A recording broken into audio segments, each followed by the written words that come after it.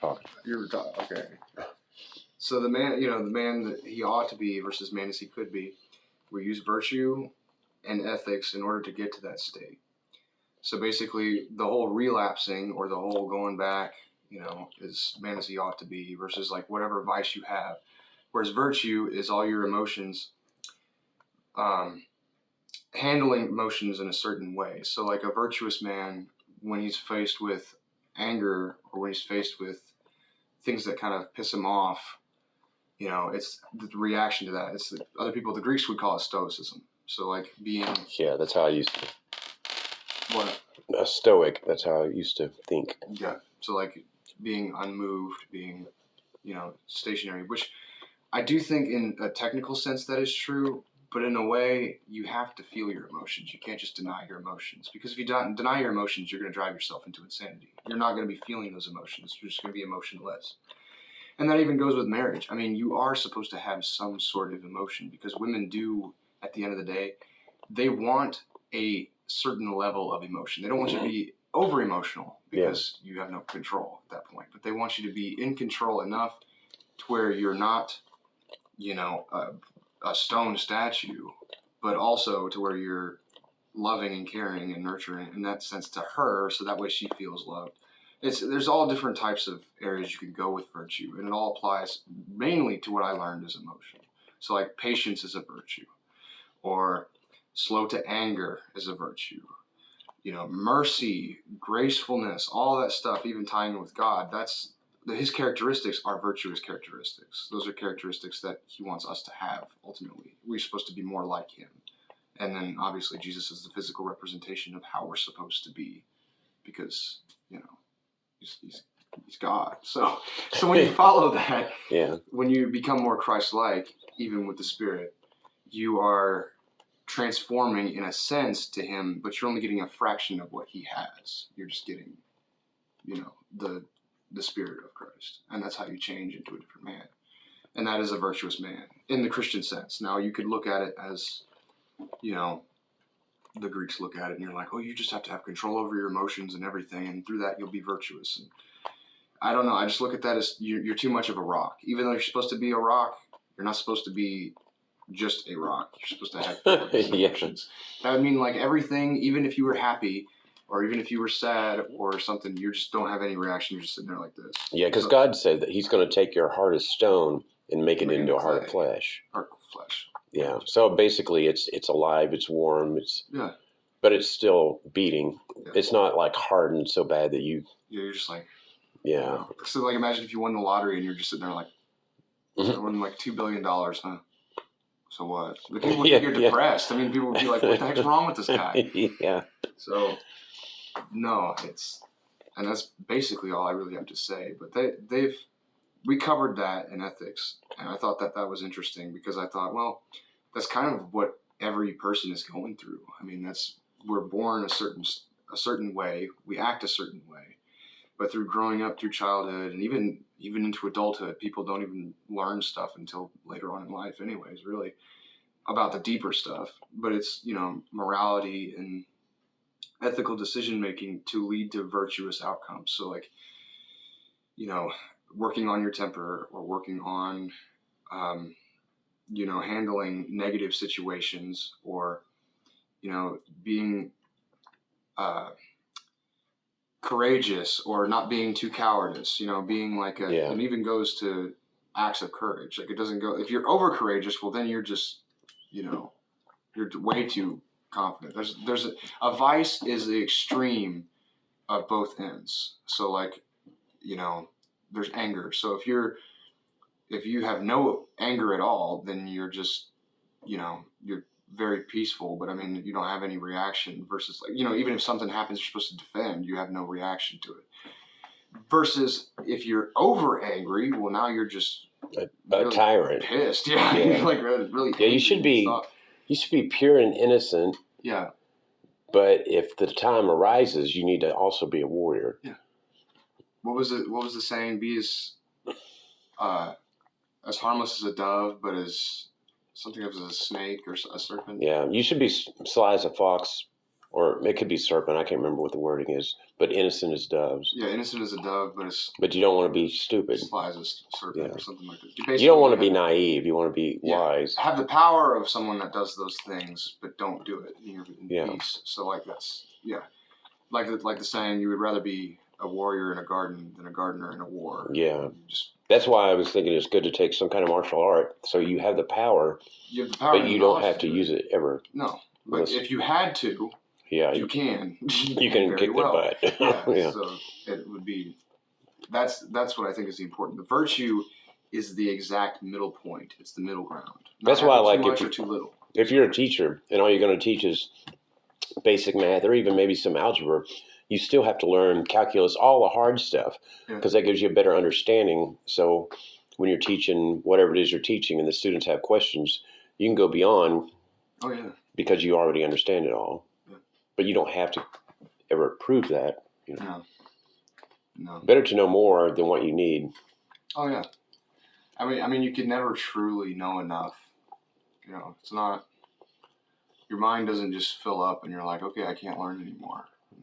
You're discovering stuff every day. Really. Yeah, and the more I learn, the more I realize what I don't know. Yeah. And I'm like, wow. You learn to know that you know nothing. Yeah. It's crazy. Because there's so much information that we can gather before we die that it's just not. It's almost nothing. I don't have enough years left in my life to even read all the books I have downstairs, much less comprehend them and teach them. Oh. And that's just downstairs. There's tons of stuff. Like libraries and stuff. You read all the books in the library. No. Even just stuff I'm interested in. I don't have enough. There's not enough lifespan. I'd be dead before I got to the end of the library, the very first library. Yeah. There'd be no way. And some of those books are meaningless anyways. I mean, well, technically. But, you're going to spend a whole lifetime reading children's books. Yeah. But imagine if you had eternity. You had a life that never ended. Oh, yeah. What you could absorb, what you could test, what you could experience. Yeah, you'd be very what wise. You could create on top of that. Yeah, you'd know a lot. You'd know a lot. But just the stories I've written and set and created, even though most of them are not even finished, I only start and then I move on to something else. Mm. But what you could actually do, I mean, that's why people only have one, okay, I'm a writer or I'm a musician or I'm this. Yeah. If you have aspirations to do all these things, you can't because there's not enough. No. You don't have enough years. I'm going to learn this. I'm going to go into a different instrument, and then I'm going to go into education, and I'm going to go into comedy, and I'm going to go into all this. Like, whoa, hold on. You can only do so much, but you can perfect. You can master one of them at least within your lifetime. So whatever you choose to go into, this is your profession, in quotes. Even though humans are multi-talented at the end of the day, we can do different things and focus on one or the other. But I mean, we only have like you said, we only have such a short amount of time in our lifespan to where we can. And then most of those days are taken up going to your 9-to-5 job just so that you can live. Yeah, so and then you don't have no time left. Yeah, it sucks. Yeah, America and pretty much every other country really, because it's all the same. But they don't want you. What this society, or at least Western culture, what they teach you is everything that's wrong. So everything in the Bible that tells you it's the opposite of that in our culture. So if you want, they say if you want to have the attention of women per se, now you have to have sex and have all these women around you. You have to have all this, all these people because you'll just flock more in, which in a sense could be true because pre-selection is kind of a real thing, but it's not a that at the sense you're not going to have any trust because people are not going to. A woman you meet is not going to trust you because you're an adulterous man. Yeah. So why would they ever marry you? You could be a fling, but what are you really going to get out of that? Your soul's going to get destroyed. I mean, you're giving yourself to people over and over and over again. I mean, the first 4 times, first 5, 6, 7, maybe 15 times. Yeah, you get a get out of jail free card. But if you keep doing that, you're just basically lessening your chance to fall in love with somebody at the end of the day. It depends on and even if you fall in love with somebody, you're used to being with these people that do all these things. Yeah. And you come across a good person, let's say, they don't know how to do all those things, or maybe they're not physically fit or whatever it is. There's constant disappointments because your expectations are so high. Yeah, no. And that's why this country focuses a lot about, okay, all right, and this is another thing that I learned in ethics. There's and this is the American way, in my opinion. There's the aesthetic way to life, and then there's the ethical, rational way to life. The aesthetic way to life, this is taught by, he's a philosopher, he had the last name Kierkegaard. So yeah, I know. He wrote stories but he wrote them under different names, and so he basically taught this story, or wrote this story about this guy an old guy talking to a married guy. And the older guy is like this seductive guy that goes and seduces a lot of women and can pick up as many women as he wants and sleeps around with them. And then there's the married man who has more of the, the more, let's say, more moral way or moral approach to relationships. And so basically what they're talking about and conflicting is the seducer, they care about the aesthetic way of life is all about pleasure. It's about what do I benefit. It's a selfish thing, versus the ethical way of life is more of a, hey, I got a role. I got something I need to do. I don't care if I don't feel this emotion right now. If I'm not feeling pleasure right now, I don't care. I'm still going to stick to my duty. It's more of a duty. That's why it's like the husband. Well, once you set a vow, you've now made a vow to that person, till death do us part. So even if you guys are fighting or you're getting into an argument, the aesthetic man will want to just be like, okay, let's just get a divorce. We're not happy. Let's call this an end. I don't care if we did a vow. I don't care if we have rings on our fingers. We'll sell them on eBay. I don't care. Which is horrible. Yeah. But they'll say, okay, I'll just drop this person and go on to somebody else. So they don't even disregard anything. They're like, okay, whatever. Where the married man, who's more ethical, because they might both be married, but the ethical approach to life will say, hey, this person, we've been married for 40 years. They may snore at night and I may not like it, or they may do this, they may have this certain habit that I do not like, but I'm still going to try and help them, or I'm still going to understand them because I married them and I made a promise and I set my heart on this person. And you have to go back to even the reason why you picked that person, because there has to be a reason. I think marriage isn't just because of a want; it's because you need that person for something. Whether that's because there's a need. If you're just desiring that person, it's not going to last. Versus if they have a role in your life and they're helping you, and they understand you, and they're not, some people will be like, oh, he's a nerd for if they're on a intellectual level and even most importantly a spiritual level, then that's really what makes that unbreakable, because then you have the same viewpoints, you have the same support mentality. You support each other. And at the end of the day, maybe she's pretty, so now you got something good to look at, okay, even though they fade probably within the next 50 years that you're married. Let's say you're married at 20 or 30, so you're dealing with that. So you really you have to build with that person. Why would you build, like I said earlier, why would, with God, why would you build a house and then all of a sudden halfway through when it's not even fully built, you're like, okay, there's no point in building this anymore. I'm going to go move on and try and build another house. And then you got to start all over again. You got to start all over again. So and every time you start over, you yourself are getting older as well. Yeah. So if you're not getting wiser, or if you're wasting your time. If you're basing everything on looks, health could go down. By the time you finally realize I've been an idiot, you're an old person and nobody wants you. Yeah. Unless you're Sean Connery or Harrison Ford or somebody that gets sexier with age, you're just screwed. Yeah, you're pretty much done. Yeah. Yeah, that's true. But for the natural state for everybody, really, that's that at the end of the day, that's how marriage works. That's how you'd have at least a successful marriage. But a lot of people in our society want to just do, I don't even know how to explain it. They're just very, very carnal things, They don't have any remorse. A lot of narcissists walk around. They don't care about the people they use. They don't care about the actions that they do. They don't feel any guilt. They don't feel any shame. But those are the unethical people. Those are the people that have no morality. And some of those people, maybe they just were never taught. Maybe they never, or maybe they were taught and they just thought, you know what, life is just about selfishness and I have to watch out for myself. And so then they have no, morality, and people like that should not be parents, because then they teach it to their other kids, and then they have their kids growing up criminals. And maybe there's trauma can be good or bad. I mean, oh yeah, you and I both went through trauma and we came out better. Yeah. But there are people that go through trauma and they get worse. And they get worse, yeah. But some people don't go through trauma at all, so their idea of what life is incorrect, and so a lot of them are really selfish.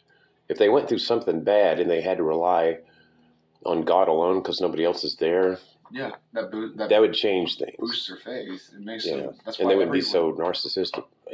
I'm assuming. I don't know. No, that's what I'm saying. There's pretty much everyone's kind of got their own, especially believers, really has got their own testimony in some way. Because I mean, like I said, you can grow up and your father teach you about God and your mother teach you about God and say, well, this is the Bible and this is what it contains. But if you really never seek it out, and you will find it, he'll show you. But if you never really look for it, if you never really do it as an individual, you're just fed that your whole life, you'll never truly have an individual connection, because your connection is just to the people around you. You don't have an individual. That's not a connection anyway. No. So you're basically just getting told about other people's experiences, but you have no idea what they're even talking about until you experience some sort of thing like that yourself.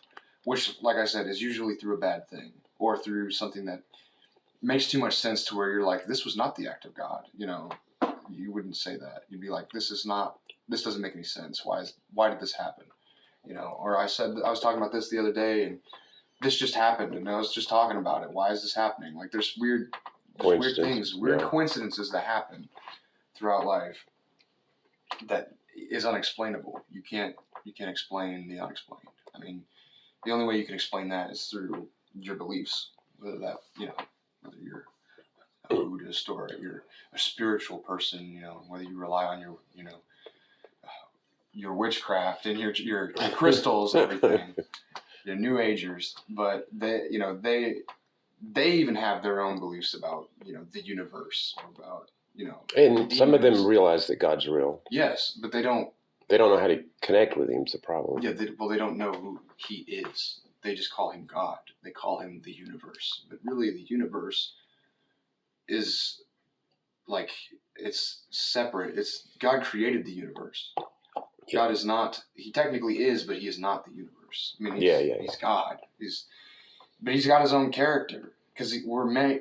If we're made in the image of God, and we're made originally to act like God, that's the state that he wants us to be in. Why wouldn't he have a character? Why wouldn't he have traits? Why wouldn't he have certain things that he wants? Why would he feel anger if we do something a certain way? Why would he feel, if he doesn't have any traits and he's just there and he's just like, what's up, I'm God.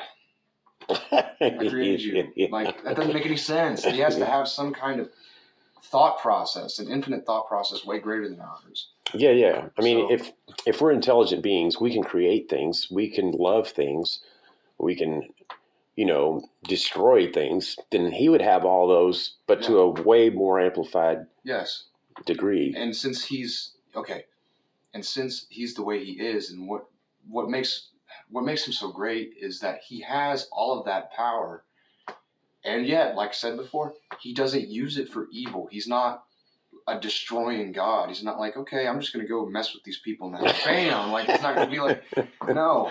He's loving. So and then of course you have the force of evil, which, is the angel who rebelled against him. So now we have Satan. Now we have the demonic forces and all the other stuff that ties in with that. Yeah, because the things that he creates doesn't necessarily have to follow him. No. They have free will to do their own paths. Oh yeah. So if they decide, hey, we're not going to follow you anymore, we're going to do what we want to do, and we're going to destroy what you created, humans can't get mad at God because now these forces are unleashed on us, because we are doing the same things as well. If God was to destroy all evil, we'd be dead. We'd all be dead, because that's why we do evil things all the time. Yeah, and that's why we should, that's why we really should appreciate Christ so much, because that's the only reason why we're not destroyed. Otherwise, we'd still have to be in Old Testament times. We'd have to be sacrificing a goat. Because I guess I want to explain what I mean by evil. Like, we're prone to evil. Like the status, or it's wrong to speed, but I know this is an example. So let's say the speed limit's 55. Well, I want to do what I want to do, and I'm going to drive 70. Well, I've just committed an evil because I'm going beyond what the law allows for safety reasons. So now I'm putting other people in harm's way because I want to do what I want to do. That's what I mean by evil. Yeah. And we do it all the time. And what people don't, what people will say, some people even said, well, yeah, you're supposed to, and this is wrong too. So to obey God, you have to obey the human authority. If the human authority goes against what God is wanting, don't follow the human authority. So does that mean we're supposed to immediately just take the mark of the beast because authorities come to our door? And it's like, you got to get this. I'm not saying it's going to be that bad, even just yet. But if they're like, oh yeah, you got to get this chip put in your arm, or you can't live here, or you can't do that. I mean, even in our society, I think it was, I want to say Henry David Thoreau or something like that, but he wrote a paper called Civil Disobedience. Yeah. If the authorities are doing something wrong, you are supposed to stand up against them. That's what you're supposed to do. Yeah, so God's laws are different than the human laws. We have human laws that are different, and some laws that could contradict. I mean, I can't really put something off the top of my head, but humans, the way they act, if you just follow humanity, you'd be destroyed. I mean, we have our own ethical laws, but they all come from somewhere. I mean, if you lead, the reason people hate the Bible so much is because it's pretty much perfect. There is no there's nothing in there you could be like, yeah, that's wrong. This, I won't follow this because this doesn't lead me down the right way. Every law, every commandment keeps you away from death in some way, sense or another. Some people will be like, well, I won't die okay, this is a pretty obvious one, but if they're like, okay, if I covet my neighbor's possessions, like say I just claim that his car is mine or whatever. Good luck. Extremely. But he'll be like, oh, someone else's, they're not going to know. He's going to think he just got robbed by somebody. If he finds out that you stole his car, he's going to kill you, or something's going to happen, or he could send you to prison and then you get stabbed to death or something like that. I don't know. It could, either way. Okay, let's say you covet your neighbor's wife. Yeah. And then you go and take her, and she doesn't want to go with you. Next thing you know, you're in trouble for rape, and then and he may come after you and kill you. I mean, you're not, coveting is wrong, and that's the 10th commandment. I mean, they get stronger as you go backwards. Yeah. So. Oh yeah, and then of course the worst one is you must not idolatrize or have any other gods before me. That's because then you'll be abandoned. You'll be abandoning your faith. You'll be trying to. Yeah, because once you break the first one, then all of the rest will follow. It's like a chain. You break one chain, and the whole one link will destroy the whole chain. Next thing you know, you have no morality. You have no sense of you're like, whoa. Now I get a thrill out of killing people. Now I get a thrill out of stealing and all this other stuff. And, it just goes. It's like you said. Once you break one, it just spirals out of control. I think it's just.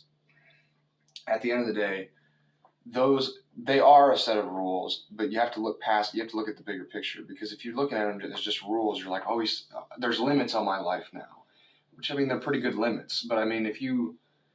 But those are the same limits. Every society has the basic same rules. They're all the same. Yeah. So when you look at those, but some people just disregard it. You've always got that one guy that's like, I just want to burn everything around me. I just want everything to collapse. The Joker and the Dark Knight. It's a psychopath. It's crazy. And so in other societies, they may not place God at the top. It may be the government or the state or whatever religion it is, but it's still the basic same. There's still, and this is another thing that I learned in class. There is something that there's libertarianism, which is not this Western culture's libertarianism. It's not a political thing. It's a viewpoint on morality. Basically, what that says, one of the things in that was a Leviathan. They came up with this thing called a Leviathan, which is supposed to be a scary monster that keeps you in control, or that keeps you from doing bad things. So the natural state of nature, where it's like, okay, that guy's got let's say this guy's like, all right, this guy's got an apple, or he have apple, me want apple, I'm gonna go take it.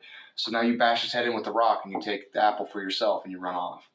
So the three reasons people go to war is either for a state of fear, for competition, or it's for glory, pride. So if you're like the same situation with the guy as an apple, you have this apple now, and you see another guy just hanging around. He's minding his own business. He don't even acknowledge you. He's just, he's like picking leaves off of a tree or whatever. He's just full on naked or whatever. It's just like caveman type stuff.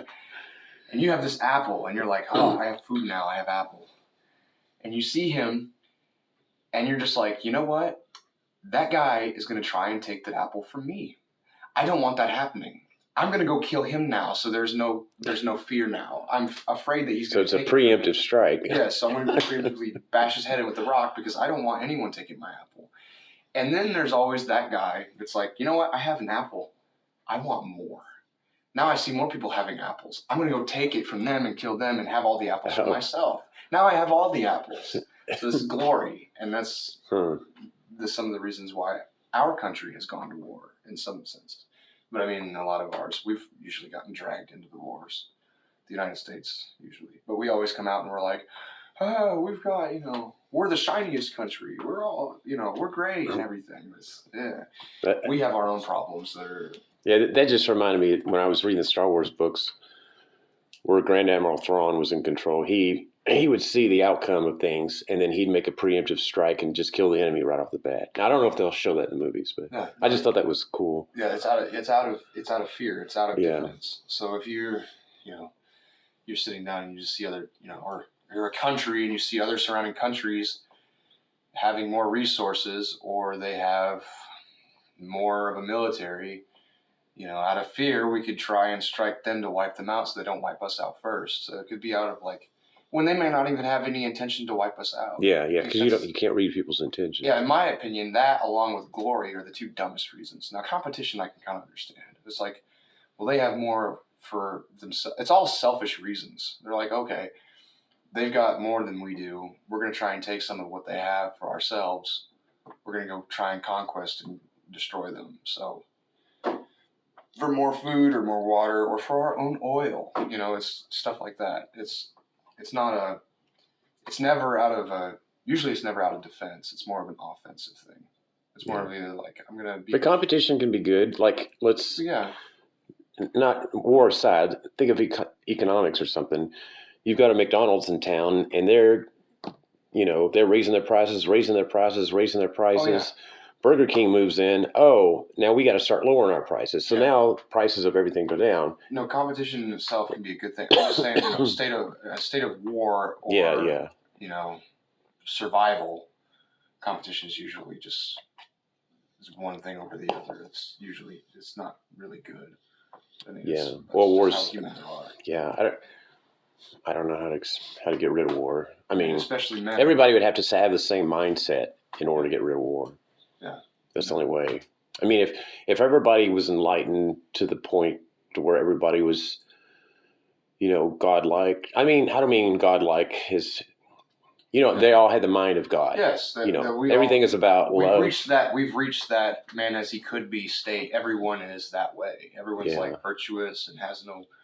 They love each other. They're willing to give and sacrifice for each other. They forgive everybody. Then there would be no war because there would be no selfishness. No. Selfishness, corruption, that'll be gone. Yeah. But I don't see that happening anytime soon. No, I don't think that ever will. I think we can spread knowledge to people, but we cannot have.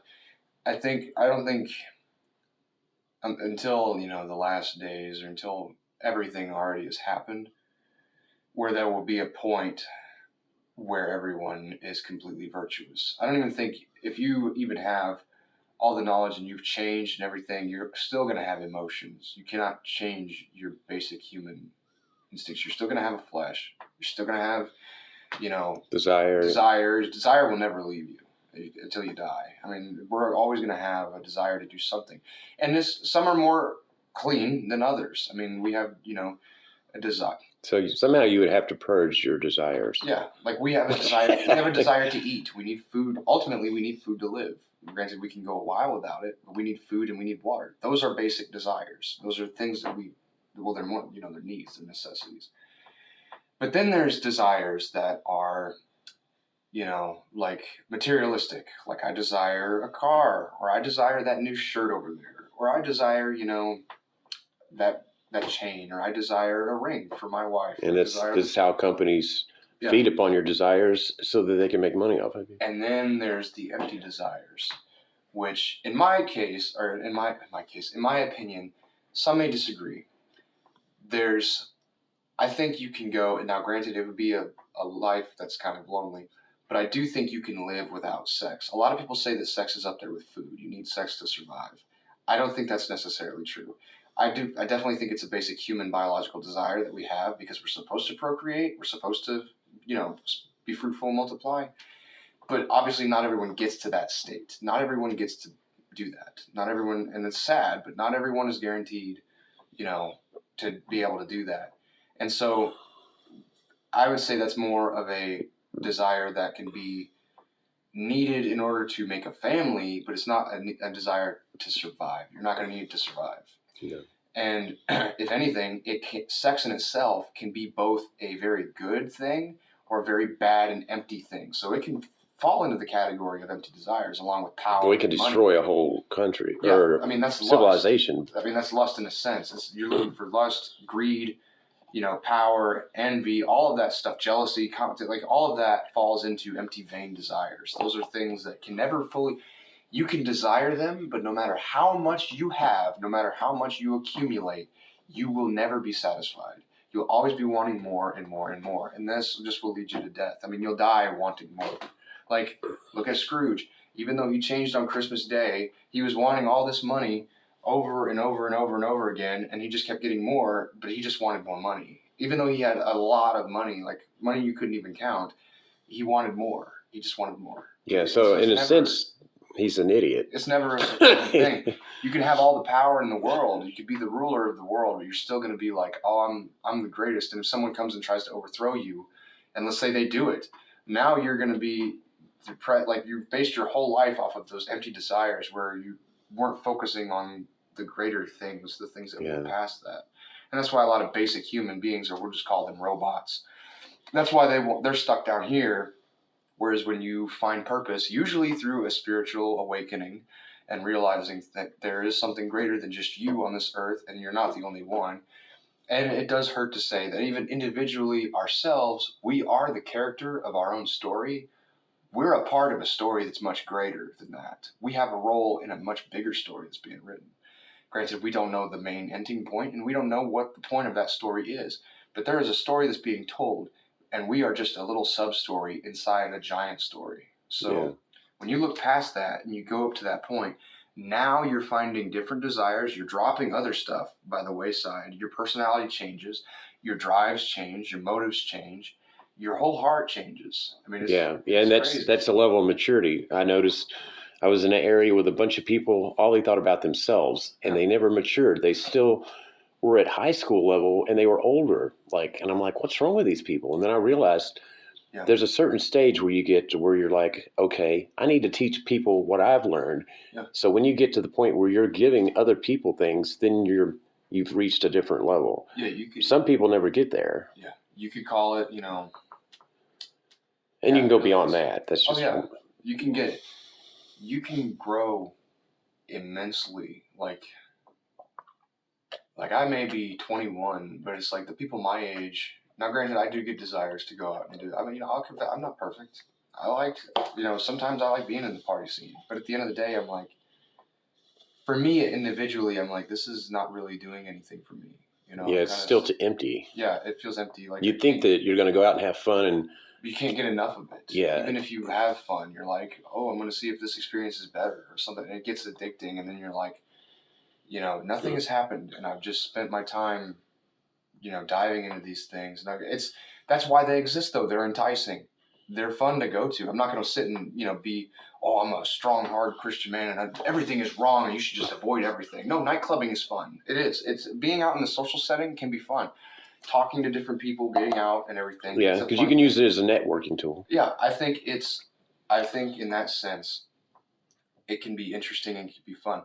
Granted, do I believe that alcohol can help the fun? Yes, I do. But it can lead you down a path of now you're an alcoholic or you're looking for that as a social lubricant to be able to. You got to have discipline and restraint, limits.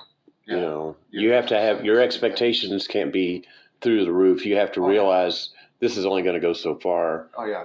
You know. It's not, you have to realize that at the end of the day, it is an empty thing. So when you're, you can't just build a life inside of something like that. You can't, unless you're like the owner. Well, then you're separate from that. You're not necessarily clubbing. You're just owning a club that people go to. So that you're doing it from a different perspective. So, and they probably make a lot of money. But that in itself, though, I'm going to say that, yeah, they're enticing to go. But you are technically, in a sense, you are at the ability to open up doors that you don't really want to open up. And they could be good and they could be bad. But usually... Now, it depends on what you're going for. If you go there to make connections with people, not for sexual, but I'm talking about especially at a campus, okay, you're doing this, you're doing that. Hey, we could go into business, or you can meet people at some point they're going to be owners, or they're gonna be doing something, and it just depends. And I was gonna say it also it depends on the person. It is a gamble. I mean, and a lot of people go into there are still like your age, 21, so they're still immature. There's stuff that they haven't learned yet, but I wouldn't say that it's all bad, but and like I said, overall, it's really not very satisfying. Yeah, I wouldn't. And there's different maturity levels on different people.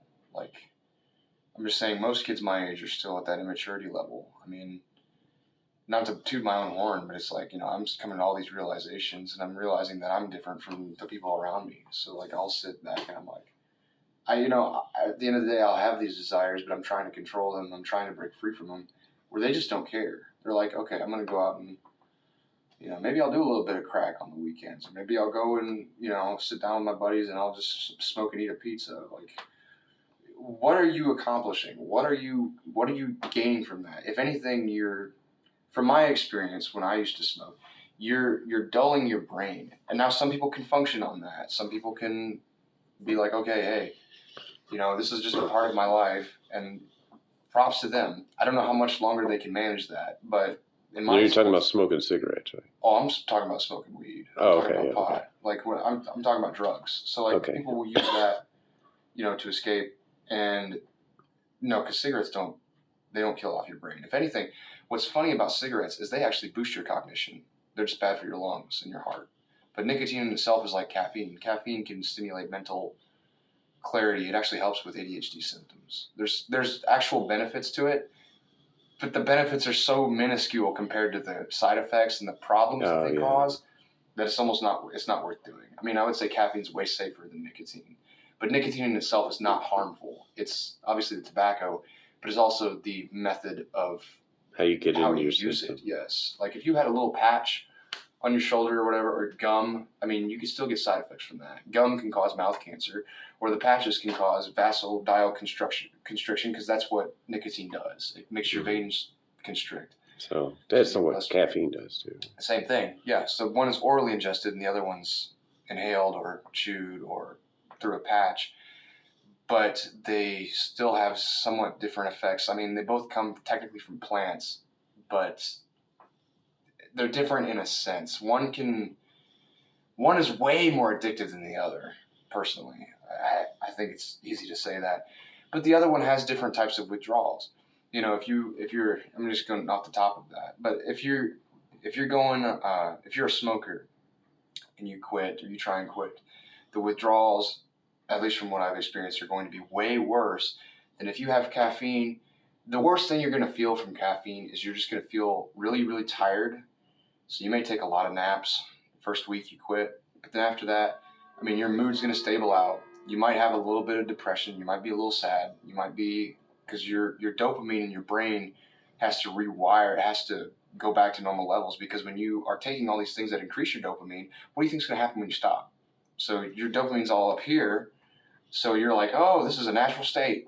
I'm feeling this way now. So when you stop taking them, you're like, bam. So you're like, Yeah, dopamine only lasts about 45 minutes anyways. Yeah, so that's why you build up this tolerance to it, and your levels keep at this certain stage. So when you quit and you drop them, that's why there's addictions with everything. I mean, you can get addicted to playing video games. Everything that you do that stimulates dopamine can be addictive.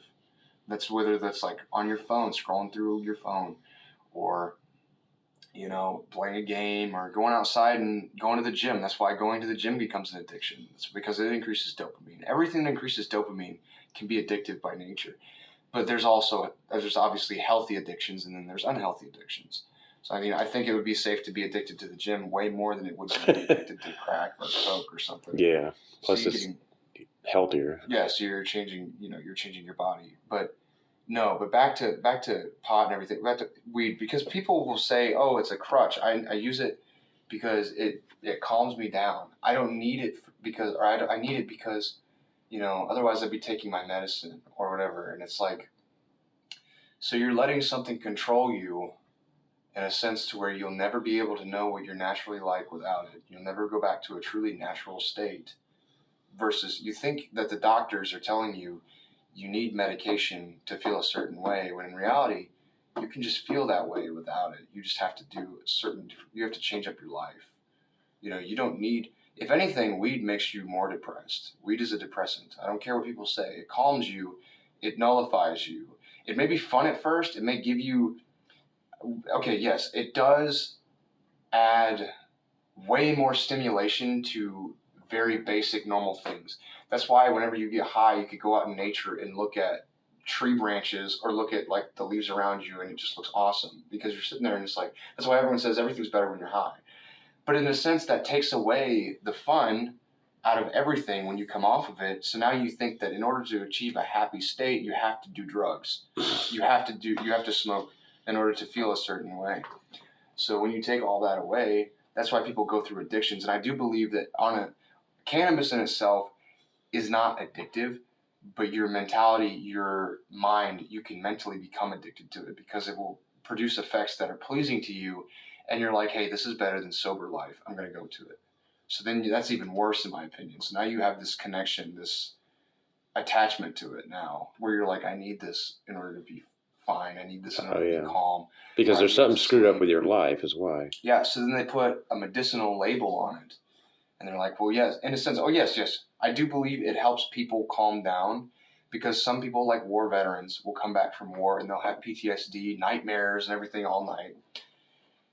But there's so many, this is like a whole video in itself. Like, you could talk about this for a while, but weed, what it does on a physical, it affects you in every area. It affects you on a physical standpoint, it affects you on a mental standpoint, and it definitely affects you on a spiritual standpoint. It will kill your dreams, meaning that it will stop you from dreaming. So when you smoke it, I went basically a whole 2 years without dreaming one time. So whatever was happening, people may not believe what I'm saying, but whatever happens in the spiritual when you're asleep, you'll have no idea. Like, you could have something attached to you and not even know it. You could have revelations being shown to you or warnings shown to you and not even know it. You could have things going on that you're completely unaware of. And it will draw you further and further away from the divine. It'll draw you further and further away from your true self because it's putting a shackle on you. It's trying to tie you down. Well, drugs do the same thing. I was on Celexa because I was going through stress. Yeah. Even pharmaceuticals. Yeah. My dreams quit. My creativity dropped to almost nothing. Yeah. Once I got off of it, I was too nice, so people were taking advantage of me. And I'm like, I'm not doing this anymore. So I quit it, and I started standing up to people. My dreams came back. I could dream music. I could create. I'm like, ever since then, I've stayed off of it. My theory is our society wants to kill us off. It doesn't want us reaching our true potential. It doesn't want us being who we're supposed to be. It wants us to follow their rules and to become accustomed. So basically what America is doing behind the scenes is from birth, they're trying to brainwash and create slaves without us knowing that we're slaves. They're wanting us to be a slave in their game. That's why they'll tell you go to college. That's why they tell you get an education. You'll make a lot of money in this field. You should go into this field. You should go into that field. This is what's hot and this is what's not. You're going to want to stay away from this because it won't make you any success. But you're going to want to go into this and become a 9-to-5 rat, and you're going to want to work for us because we'll pay you well and you'll have a good job. But they don't tell you is your life is going to get sucked out of you. You're not going to have any will to live. You're going to be depressed every single day because you're not doing what's fulfilling you. You're doing what's fulfilling for us. You're working for us. You're not working for yourself. You're not doing what you want. So when you realize that, it's like And School becomes a joke. 9-to-5 jobs become a joke. Everything becomes a lie. It's like you've been lied to. I mean, it's ridiculous. and then you can't get out of it because now if you No. try to quit, you can't. How are you going to pay the bills? That's No. the situation I'm in. Yeah, so I've got all these ideas, but I can't accomplish them because I have to work all day. And if I don't work, I can't pay what I need to pay. that's why people will do, the things you're actually interested in. They start as a side hustle. They start as a thing you do on the side.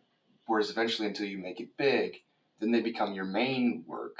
And then your other work that you do, you can just quit your job. It just falls off the wayside. And that's how you achieve true freedom, is because now you're your own person. Now you're your own boss. Versus like what I wanted to do and what we're probably doing right now is I wanted to create a channel and then go out and teach or go out and really just honestly just put myself out there and try and connect to people and be like, okay, this guy's a real guy. He's not a stupid person trying to get money off me. Yeah. And eventually, if I do cultivate a mass following, well, now that's just my job. Now I just do it. So now I just keep coming up with different ideas or just approaching the screen, being who I am and doing the things that I do and writing the books that I want to write and doing things out of creativity, actually creating so that way I can do something fulfilling with my life before I die. So that way I have this fulfillment. I guess you look at it. You got a legacy, basically. Yes, there's a reason. It's not like, I worked at, and this is sadly, at least, realizing it is the best part versus someone that's just like, no, this is how it has to be. I have to go work for somebody else and I have to go and do my job because that's all my life is worth. I just have to go into work and then die. What did you accomplish? I mean, you were just literally a slave. You'll be in work, you go home and go to sleep, come back and work again. I mean, that's what your life is. There is no like, I did this because this is what I wanted to do deep down inside. This is what I wanted to create. And what I've noticed what educational systems will do is any creativity or any outside of the norm thoughts you have, they destroy it. They want it destroyed. They don't want you to be a free thinker. They don't want you to be in control of yourself. They want alien influences to come in and decide what you believe or not. Yeah, that's not freedom. That's negative freedom. That's a freedom that's coming in and influencing your own freedom. So you're not free. Yeah, that's what, in a sense, Hitler did that with the youth. Yeah. He indoctrinated them with this idea, and then when they grew up, they became whatever. So that's the same kind of thing as what's going on now. Yeah, so I'm saying in a sense that Americans are not free. Not free. There's no such thing as freedom. We're not free people. No. I mean, not true freedom, but yeah. Everything's a system. We left the other countries to be free, and now we're doing the same thing. Yeah. So it's just not, there's a lot to life that a lot of people do not understand, and there's a lot that I don't understand. There's a lot that people, they'll skip over, or in my opinion, like even with parenting, you're supposed to teach your kids from your own mistakes. So basically the whole point of raising a kid is to be better than who you were. So you're raising a better version of yourself, whether that's a male or female, it doesn't matter. But teaching them, even though you have to teach them different things, different roles, but they're supposed to grow up and be almost the opposite. I mean, they're supposed to be like, let's say you were, a drinker or a smoker or all this stuff or whatever, you're a porn addict or whatever. Your kid will grow up hopefully not being that way. Or if he does at least inhabit some of those curses per se, he breaks off of those, or she does. It doesn't matter. That's supposed to happen. Like, that's basically how it's supposed to go, because then that child can then teach your grandchildren, if they have them. They can learn from that, and even the mistakes that this one made, these won't. So there's like a constant rise. You don't want history repeating itself over and over again. No, you want to break free from it. Even if you inhabit that at the beginning, when you finally break out, now you've basically been freed. So now you can teach it and be like, no, don't do this. They lied to me. Don't do this. And then you can have them go up even further. And then the mistakes they learn, they teach to their kids. And they're like, don't, even though their kids have to experience it. And they're going to make mistakes. Oh, yeah, it's regardless. But I'm saying the major ones, like not realizing, like when you realize how much of a hold it can take on you. Like a generational curse. Yes, yeah. Everybody in our family drinks, or everybody in our family is sex addicts or Yeah. whatever the case may be. Yeah. So You got to break it. When you break free from that, then you're doing something different. Even if it's not in that physical, in the eyes of God, you're doing something different. You're not normal. You're not quote unquote normal. You're not a regular person in that family. Yeah. You're the black sheep per se. So when you come out of that, now you're doing something different. So you're going off of a different path. And so that's why they also call those people the chosen ones, or they call them the people, the children of God. When you put on that form, though, when you change into that person, it doesn't mean that it doesn't come for free. It doesn't come at a price. Usually you have to go through some horrible hardship. Yeah. So, but there's reward. Yeah. There is. I mean, I'd be a fool to tell you that it's all for nothing. I mean, it's not. You feel a better sense of peace. You have more self-respect. You have more. A lot of the benefits reflect on yourself, but then you can translate it and help other people through that. Yeah, because then you can see you've seen what bad people can do, and you know who to stay away from. So when you go and see somebody, hey, this is a bad situation, if they'll listen to you. Yeah. But you can teach other people, okay. All you can do is plant the seed. Yeah. That's all you can do. But, all you can do is lead the horse to the water. You can't make it drink. You can't be like, grow. Yeah, because now you're a tyrant like everybody else. Yeah, so now you're forcing. Yeah, because you can't force your views on somebody else, but you can show them what your view is, and then they can make the choice for themselves. Because in the worst case, if you're forcing it down their throat, then they're just going to rebel against you. Yeah. They're going to be like, okay, this person is trying to treat me like a prisoner. I'm going to go and do my own thing. So then you learn your own lessons through that. And so, and some people, and now I'll admit, and people are like, we should obey your parents. And I'm like, okay, that should be a given rule. But at the same time, your parents cannot be necessarily good people. I mean, they can teach you things through their actions. Well, if you think about the Ten Commandments, it says, children, obey your parents. Okay, he's not talking about regular parents. He's talking about parents that are God-fearing, parents that are going to do what's right, what's pure. Yeah. He's not talking about children of tyrants, obey your parents who are tyrants, So you got to put a different perspective on it. Yeah. So that's what I'm saying. Because parents can be horrible parents. If a parent's trying to teach you things that are contrary to what's right, you're not supposed to obey them. No. You're supposed to do what's right above everything. Integrity is a priority, and I see it all the time. Most people in our country don't have it, or I won't say that. I'll say in our culture, there's integrity's went downhill. So I think that's already a good thing. I mean, you're pretty much right. Even if you say this country, I would say majority is. But what I'm saying is, downhill. The country's still going to be the country regardless. Oh yeah. But the culture can change. Oh yeah. The culture can mature. We used to be a God-fearing country. A lot of us. I mean, that's why in God we trust. I mean, that's on our dollars. We had our American flag. One oath under God, indivisible. One nation under God. Or one nation. Same, whatever. I guess I'm not a true patriot. No. We were founded off of that. But just remember what you were reading today in Deuteronomy about going to war, how we have the draft and everybody has to go. But in biblical times, that was not the case. Yeah. If you had just gotten married, or you just been, you just got something, or you're trying to, you just got a house, or you just got all this stuff. If you just got started in your life, then don't go to war because you could die. I mean, so our country's like, no, screw that. We're going to take out 18-year-olds as soon as 18. We're going to take them out of their household. And we're going to send them off to World War to go fight. It doesn't matter if they die or not. They're going to die for their country. This is the most horrible thing I can say about America. I don't want to die for this country.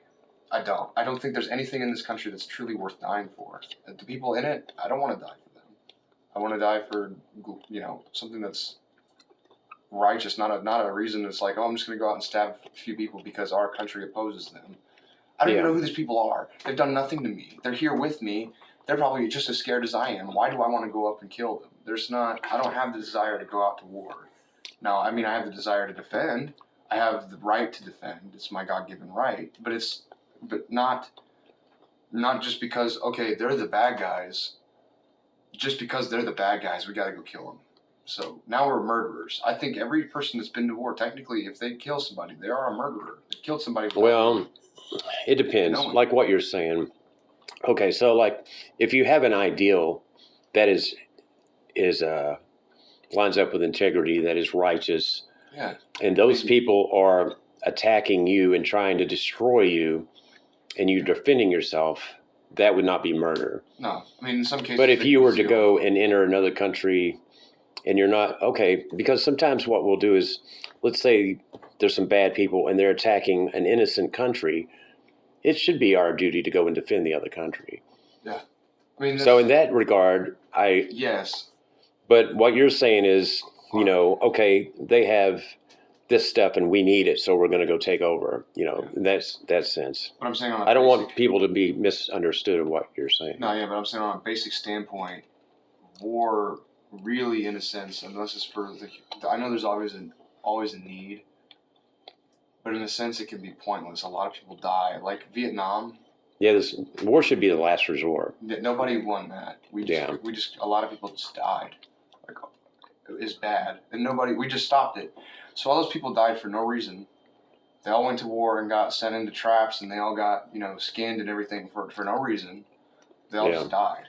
Like Vietnam was one of the most pointless wars, and that wasn't even a war that we started, obviously. But it goes to show, like, war in itself is just, it's selfish, or it's just this it's really just an act of violence. That's all it is. And it's just like, okay, well, we're gonna go take what they have, or okay, we're gonna go and because we're afraid of them, we're gonna go bomb them, or to prove a point to them, we're going to go nuke their cities. We're going to go send over the atomic bombs, or we're going to go and, we're going to storm their beaches. We're going to go do all this because now it's our problem. So, it's, now granted, I know that was an act of defense, but I mean, they sent Pearl Harbor and we're just like, all right, it's time to bomb. Like, we send over nukes over, like, it's just, I don't know. I mean, that's one of the most historical events in history. We just blasted a bunch of people. Like, there's still. Well, we never used that since then. We realized that that's not something that should be done. Otherwise, we would have kept doing it. Yeah. There's still shadow marks on the walls and stuff. Yeah. You can still find them. Yeah, because there's a level of war that everybody's not going to go to because we're basically going to destroy the earth. If everyone just sent out nukes, we'd all be dead. Yeah. Of course, there's always that one guy. But yeah, that's the problem. But if the Joker gets a hold of a nuke, we're all dead. Yeah, but he would have to rise to that power first. But then there's, even with dictators like Kim Jong-un, or with, even in like the East or whatever, there would be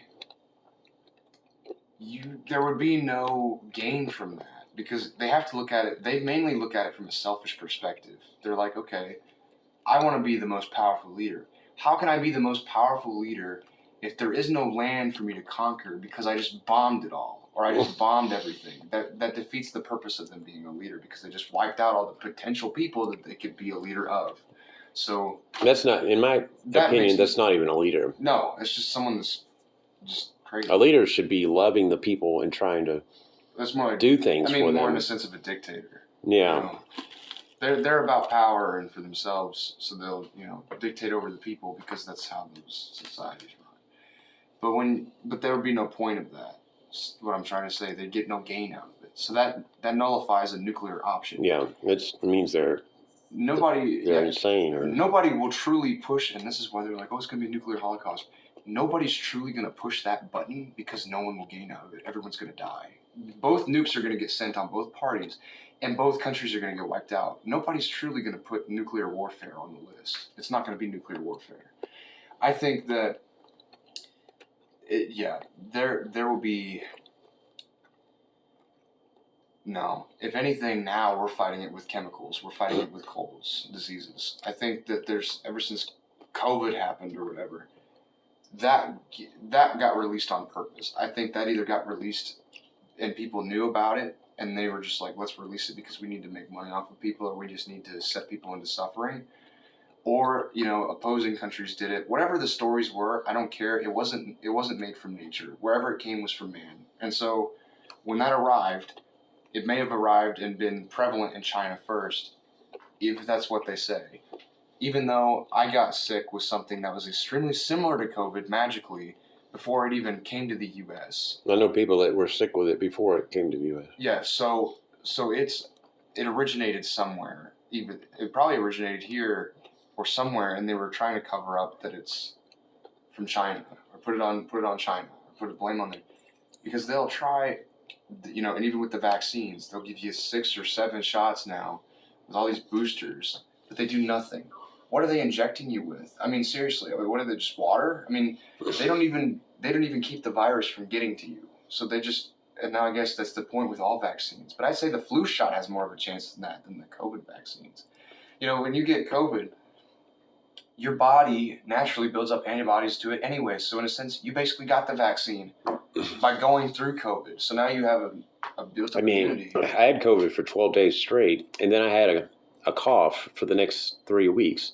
But after that, I hadn't gotten sick until just, a couple of weeks ago. So it strengthens up your immune system.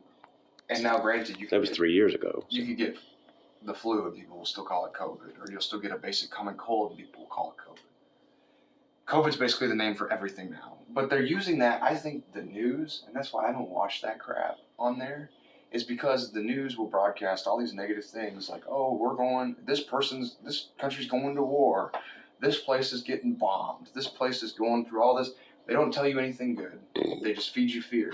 Yeah. They want to control you. So when they feed you fear, then you're going to get into a weakened mind state, and then they can just do whatever they want. Well, they do that. Right. You can do that for voting purposes. Let's say,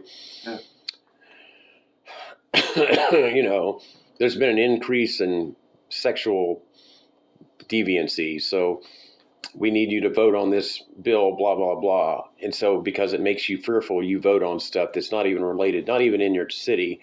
And now they got you to vote on something that's not even related. And so whatever it is that they're trying to accomplish, they did it. I mean, they could make up anything. It doesn't matter. I'm just saying. Oh, yeah. It's all there. I mean, you could use anything for it. I mean, that's how you could. Everything's about misdirection. If something in the news pops up, we found out that such and such did this, but he's a popular person and we want him voted in. So they put you over here.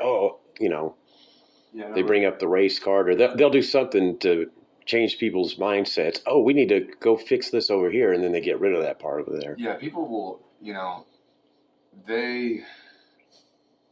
that's how you control people. I mean, let's say, your parents, okay? You're like, you want to go out and do something, and you have perfectly good reason. There's nothing wrong with it. Let's say it's not immoral. What you're doing is not immoral. Oh, we're going to hold the car over your head. We're going to hold this over your head. But we got this out of love for you, but we're going to take it away from you if you don't do what we want. That's what people that control people do. I've experienced that myself. So when you go through that, it's how you keep people. But it's a fear of losing that thing. So now they have fear over you. It's all fear. It's all fear-based. So when you just take that away and you're like, well, whatever, I'll take the bus, and you just go out and do your own thing. That's how you control people. Like, we'll just say in a prison system, you don't want people to rise up. So you give them all these things, and then if they mess up, you take it away from them. Yeah. Well, they don't want it to be taken away, so they calm back down. Yeah. So you can do that in any society. It doesn't matter who you are. It's all control. So yeah, our society's backwards. It doesn't. It's not any better technically. So what? It's really not. What do you think the solution to all of this is? That's the thing we need to work on. Is the solutions to change things. Truly, you can look at it from a biblical standpoint. You can look at it from a moralistic human standpoint. You can look at it as like, well, if everyone was moral and virtuous and, stepped out of their self, then our society wouldn't be the way it is. But if people found God, we could put it in that way, and followed his ways the way he wants us to be, it wouldn't be that way. So if you loved your neighbor as yourself, if you loved your neighbor more than you even loved yourself, let's say, you're trying to do good to all your people that are around you, then there would be no evil because everybody's trying to do good. Yeah. So that would eliminate all this crap. And sadly, you know, we're supposed to be, and this is, I mean, we're supposed to be this way, but I mean, hear me out. In our society, if you're good to somebody, 9 times out of 10, if that it depends on that person, this is why everything's a gamble. That person will most likely use you. So if you're good to somebody, they're going to take advantage of you. So in a sense, is you can love thy neighbor or be kind to your neighbor, but only to a certain point. I think nowadays, like, if you truly give yourself to somebody else, even a stranger, they will not take as much appreciation to that if they, you know, and it depends on the person. Like, I don't have, and I'm kind of working my way up to it, I personally don't have that kind of trust to go up to somebody and be like, okay, I'm just going to give you this, you know, because we're supposed to give to the homeless people, but some people dress up as homeless and sit out on the sidewalk. Yeah, I've seen them a lot, yeah. Get money. Yeah, so how are we supposed to know if we're truly giving to a homeless person? How are we supposed to know if we're truly with a God-fearing woman? How are we supposed to know if we're with righteous people? How are we supposed to know? We don't. And so if we're supposed to act this way, that's why it's an act of courage, really, is because we're going into unknown territory. We're basically talking to people that we don't even know. They could be crazy. They could be psychopathic. Like, we could be talking to people that are just in it for themselves. And then we basically put ourselves in jeopardy because we've stepped out of the way to try and help them. So, you know, we can't truly fix people. I think, like you said earlier, only God can fix people. We can't go out and fix. We can only plant what we know in their minds, whether that's good or bad. Because a lot of people will plant bad things in your mind. They'll be like, oh, you can't do this. Don't do that. You can't do this. So then you're discouraged and you're like, okay, whatever. And you don't do it. But in reality, you were supposed to do it all along. So people will plant either good or bad seeds in your mind. You have to be careful of what is planted. And you have to be firm in what you're planted. You know, plant yourself by the river and do not move. Like, no matter the wind that blows and turns you. Yeah, I may move a little bit. I may be like, you know, I may be fighting against the wind, but I'm not going to be like, all right. Yeah. I can't just uproot myself and plant myself somewhere else. Well, the reason you want to be planted by the river, because it's going to bring nutrients down and feed you. Yeah. If you are over here, you're not getting no nutrients. You're going to die, yeah. What's up? I'm on the rocky soil. Yeah. You've never seen a tree planted on rock before. You know, and that's the case. You have to be careful because people will come and they'll set their own viewpoints and they'll be like, "Oh, have you ever heard of Buddha? Like, you fat guy? Smile on face." I'm not bashing on any Buddhists. Okay, I'm just saying from my perspective. You know, it's be like someone else coming in and telling you a different religion and trying to get you to convert to somebody else, like Islam, you know, or you know, Hinduism or spirituality, which that doesn't even make any sense because spirituality is what's involved in religion. It's not a separate religion, even though people are trying to make it a separate religion. Like the whole crystals and manifestation stuff, that's spirituality. That's the 7 chakras that are in your spirit, and they line up and they start building up the more spiritual you are until eventually you reach nirvana, which that's. But if you're a true Christian and you're a true believer, and you have one of those people read your aura is going to be white, or I've never met anybody that's gold, but you're already reaching that, so you don't have to go that spiritual route. No. To get there. No, and you don't, and really that's better because spiritual people, spirituality people, New Age, we'll just call them New Age people, believe that, okay, you and I are God. We can do whatever we want. We're God. Does that make any sense to you? So we can alter reality around us, and we can make things happen on our own whim because inside of us is God. No, that doesn't make any sense because we're not in full control. We're not. There's something that's outside of us that's controlling life. That's why, okay, so you can prevent yourself from getting into a car accident by yourself. You can manipulate the lights and make them turn green. You can make people cross the street in front of you and do certain things.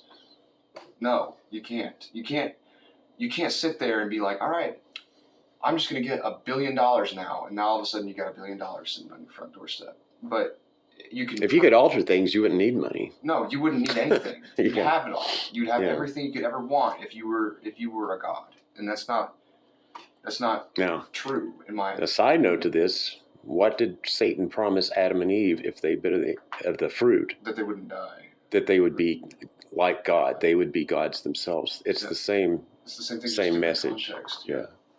Just pointing that out. Yeah. No, and everything's manipulated and twisted. There's truth in the lie, but the lie, it's a lie in itself. But there's truth to sprinkle in it. Yeah. They're still on the right track. They're just not right there. They're not there. Whereas, in my opinion, the Christian belief, because I don't know what the people watching this video will think. They could probably have totally different viewpoints. But I'm saying, from my viewpoint, when you look at it from that context, you're like, okay, well, this is the other religions, and what I believe about some of the other religions can offend a lot of people. So it's like I kind of have to be careful of how I word this, but it's like, they all, I will say they all have their own take. They all believe in the divine. They all believe that there is something greater than life in itself. There's all a reason here, unless you're a dirty nihilist and you think that we're all going to die and there's just black and everything's worthless. It's just going to repeat itself. So you're stuck. Basically, this is purgatory. So you're just going to keep repeating this, the same events over and over and over. Yeah. There's no such thing as a soul. So all of us, our consciousness means nothing. So that's basically what they're saying. Yeah, a nihilist. Yeah. So but all the other ones have some sort of, okay, there is something after death. There is something. Some reward of some sort. Yes, there's something that happens. There's something greater. Whereas, I truly believe that at least the Bible, yes, it tells it in story, it tells it in history, but it makes too much sense when you look at the greater picture and you look at the symbols behind it, when you look at, not just the story itself, but you look at the events that are contained within the story that take place. I'll admit some of the miracles that happen are otherworldly. They're kind of unexplained. You can't really explain that. You're like, okay, this makes no sense. If you look at it from that perspective, Supernatural. It's supernatural. You can't look at it and be like.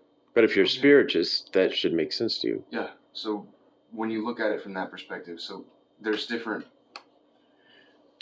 and that's what also kind of brings up the case is do you think that the people that are really God's children are just picked?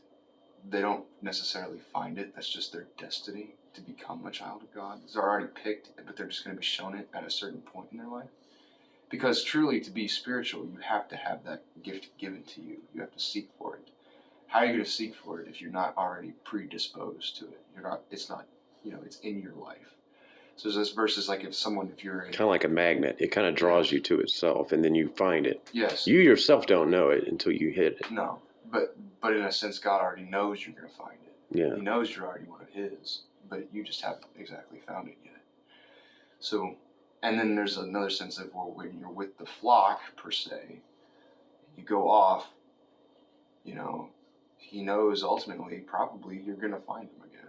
It's just a matter of when. And then it's a rejoice, obviously, it's even greater when you find Him again. And you're strengthened. It's kind of like back in the day, for a boy to be considered a man, he had to go out in the wilderness for a certain amount of time. But he comes back. And then he's a man. He's quote unquote leveled up. Yes. By that point. So in a sense, that's how it is. You go off of the path. I do think for true growth, you have to go off the path. Yeah. I think there's you have to just. Otherwise, you're going to be stagnant. Yeah. So when you go off and you try walking down the wide and narrow path, you try going down, then you're just going to lead yourself to. You find out what it's truly capable of, so then you get back on the narrow path. That's kind of how. That's what I think true growth comes from. I think you have to do that. Yeah. Someone's coming downstairs. Okay, well, I guess we'll have to stop. This is, I don't know. I don't know what to call this. I don't know. Hanging with Garrett. Philosophical talk. Ethics. Deep discussion talk.